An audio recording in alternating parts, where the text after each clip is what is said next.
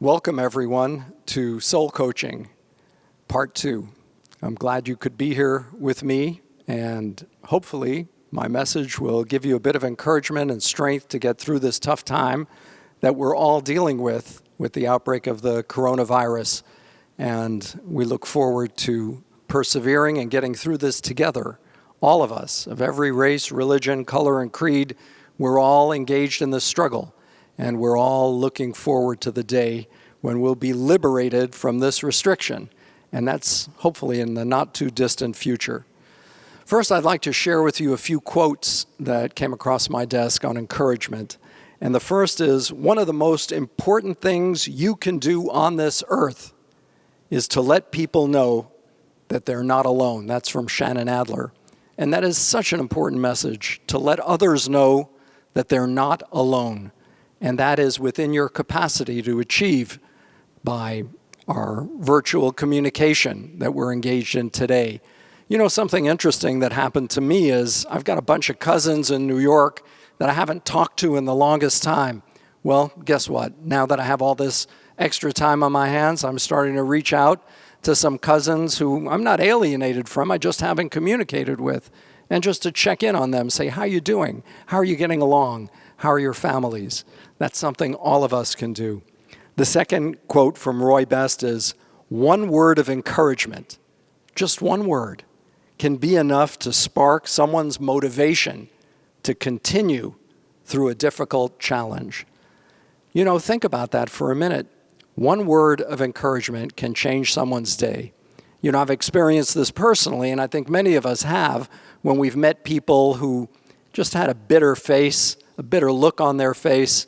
They seem depressed and down, and you just compliment them and say something nice about them. I had that happen to me in the post office recently before the pandemic broke out, and I was in a long line, and the lady behind the desk there looked very embittered, very hassled, very over it.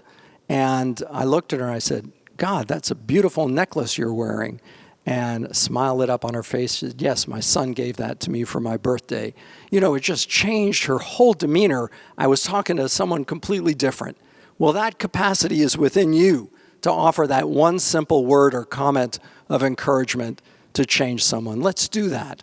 Let's do that. Let's reach beyond our self-imposed limitations and restrictions that are imposed on us to say we can offer that word of encouragement to someone else.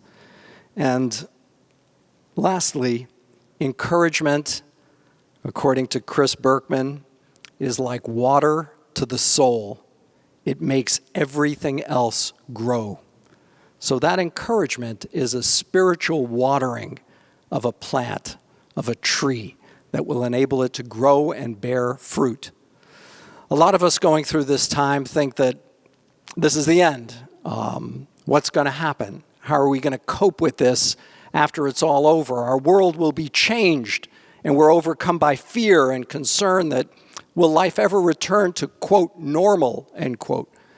Well, there really is no normal, and a lot of us know this who've gone through difficult experiences, that yes, when we get through to the other side, things do change.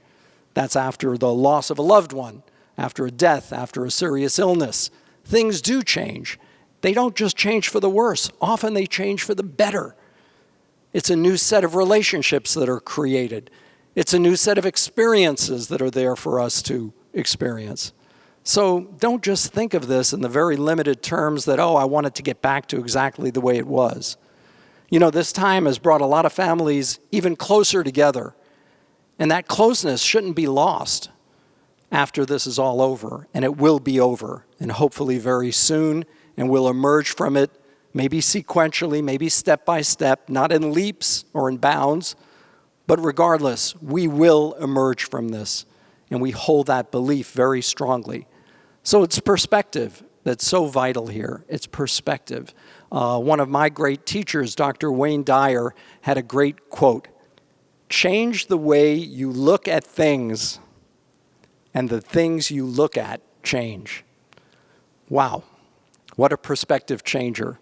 That's possible for all of us because it's within our own personal capacity of our mind and our vision.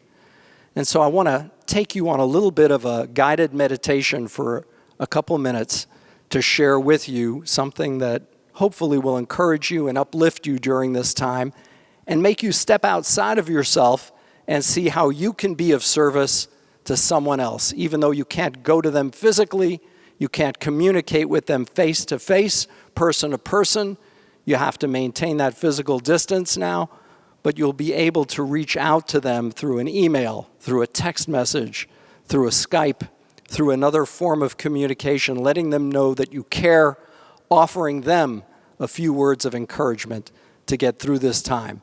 Let's close our eyes and let's take a deep breath in and out. In and out. In and out. We believe. We believe in tomorrow as much as we believe in today.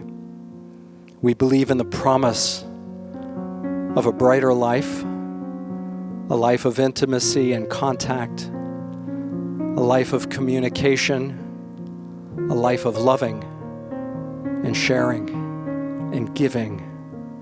We deeply believe in that life, and we commit ourselves to living just that kind of life in spite of any obstacles put in our path.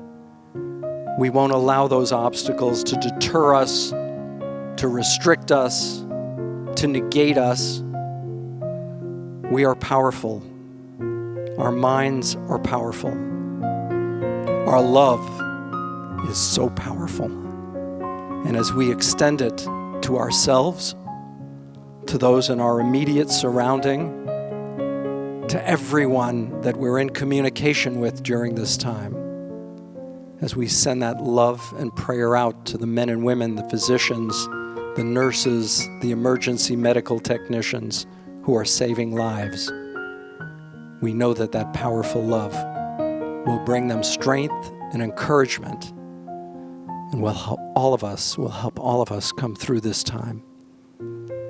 We pray that fervently with all of our hearts, with all of our being, and we commit ourselves to seeing that moment of our restriction ending and of all of us being together physically once again.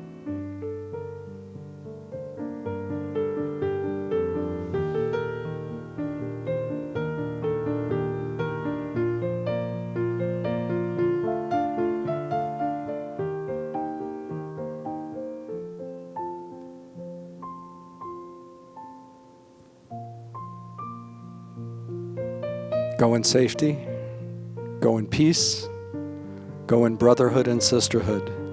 Stay strong, stay healthy, stay safe.